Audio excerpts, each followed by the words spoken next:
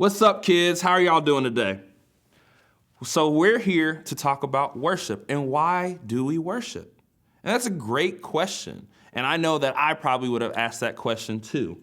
But so in the Bible, it talks about how it basically tells us that we are called to worship and we are called to proclaim the gospel of Jesus Christ and engage with the Holy Spirit because God is a spirit, and so we have to also engage in this spirit.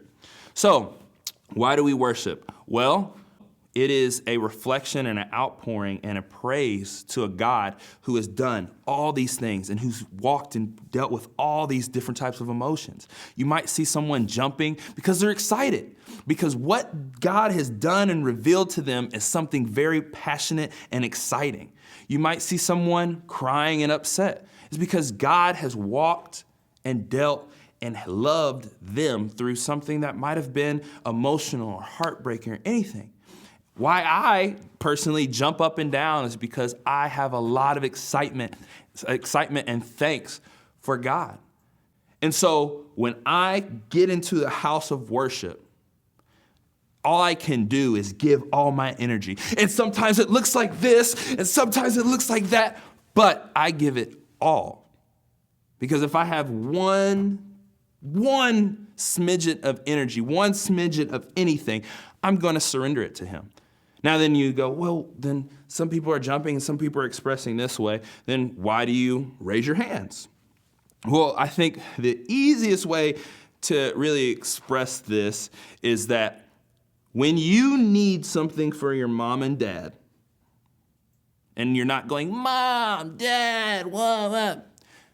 You might see your brother, your younger brother and sister, even you now, you might raise and say, Mom, Dad.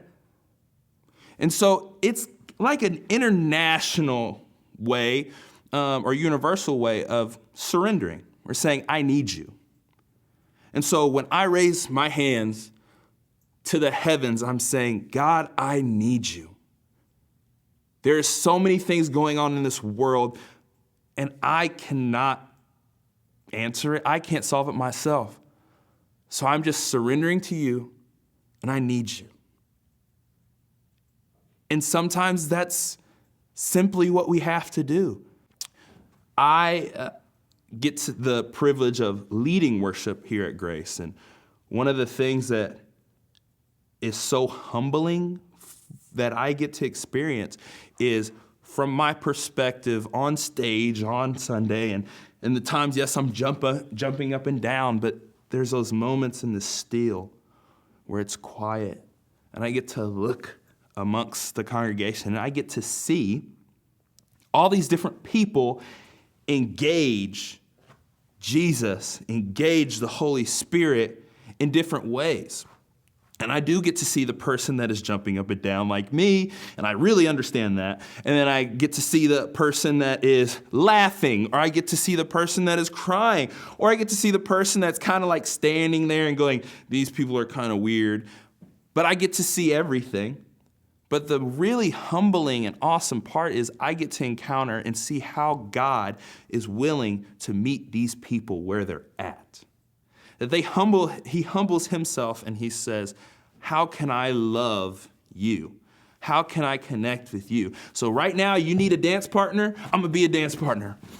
Right now you need a big hug, I'm gonna give you a warm hug. Right now you just need to be me to be here and present with you, and that's what I'm gonna do. I personally do not know of anyone in my life, physically or whatever, that is that consistent with me. So the person who is Jesus. And so every breath that I have, I'm gonna jump up and down all the time. And there are times that I'm breathing so heavy in worship that I legitimately think I might pass out. So that's what worship is to me.